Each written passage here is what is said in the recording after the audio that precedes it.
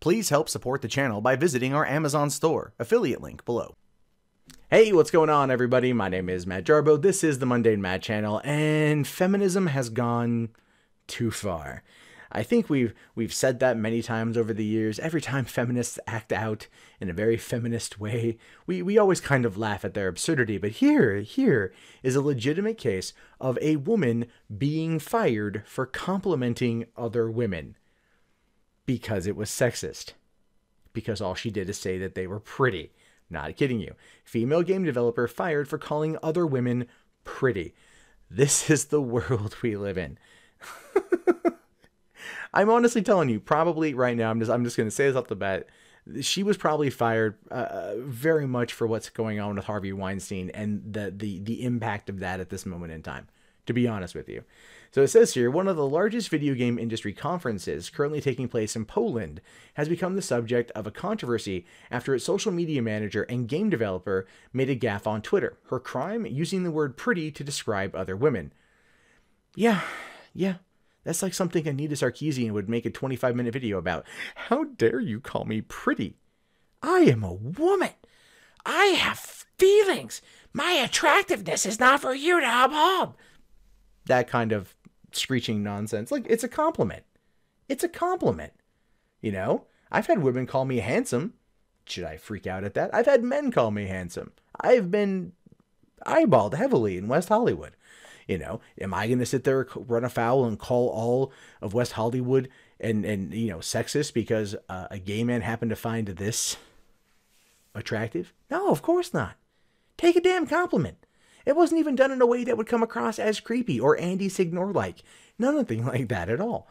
Announcing a dialogue between female game developers, Eve Poznan wrote, "Women in Games is about to start. Game dev ladies, join us and meet the pretty side of game dev," with a link to the event. Now, look, I kind of get what she's saying there. Okay, how many times do we view video game developers as being, you know, kind of like people who look like me, right? People who look like me. You have white, bearded, fat men with glasses, and we come in different ranges, small, medium, and large. I happen to be a medium. This is not an uncommon sight for game developers or games journalists. Trust me, go to E3. It's a cloning factory of people who look like this. Probably why I had so much trouble trying to score dates when I used to go all the time. Anyway, I digress. The point is, she's saying here the pretty side of game dev. Because women are all, you know, like, she's just playing it up. It's like, no, it's not your kind of like bespectacled energy drink eating Cheeto dust having game developers. Not all of you look like that, by the way. I'm just, you know, using a stereotype.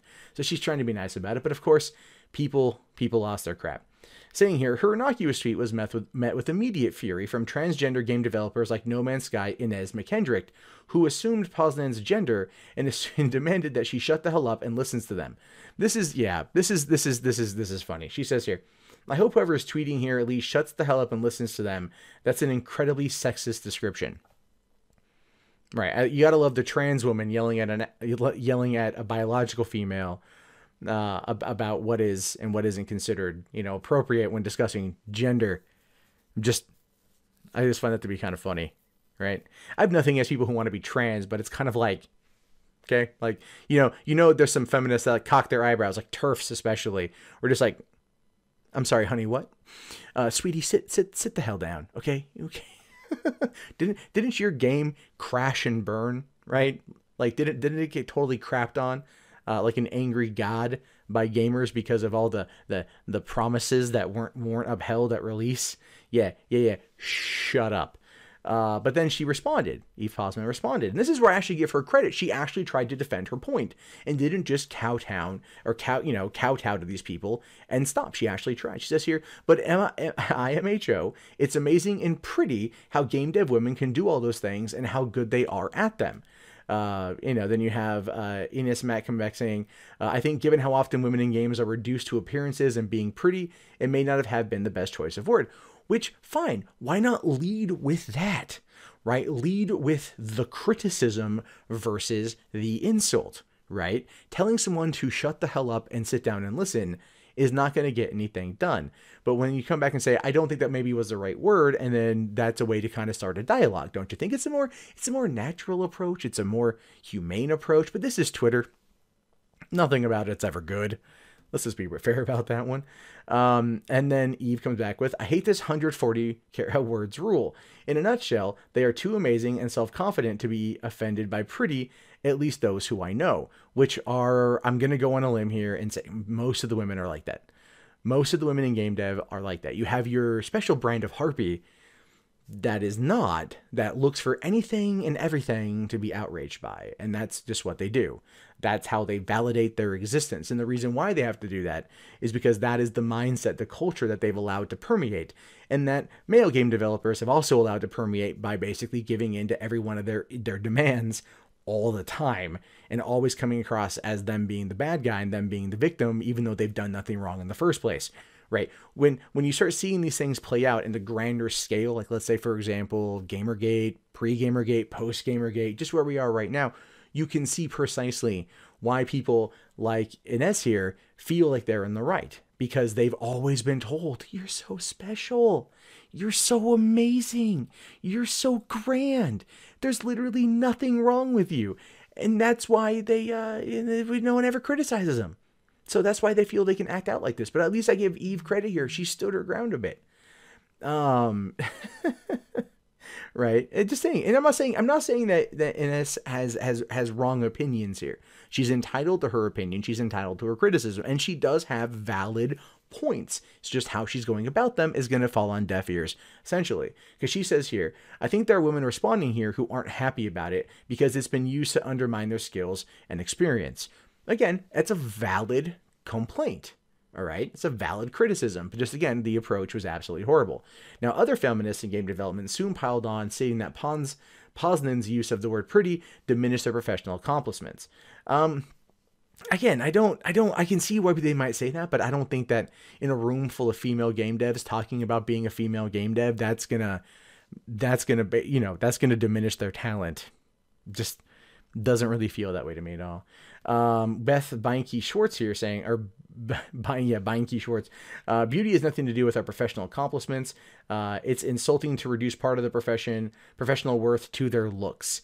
But yet the stereotype that falls onto male game developers, as I pointed out earlier, does fall on their looks more so than their abilities. Same with journalists.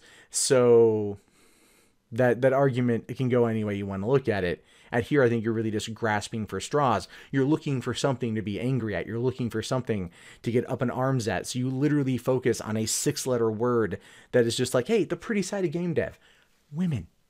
Oh no, you got a compliment from another woman who's a female game dev. Jacques, right? Come on, people, pull your head out your butts.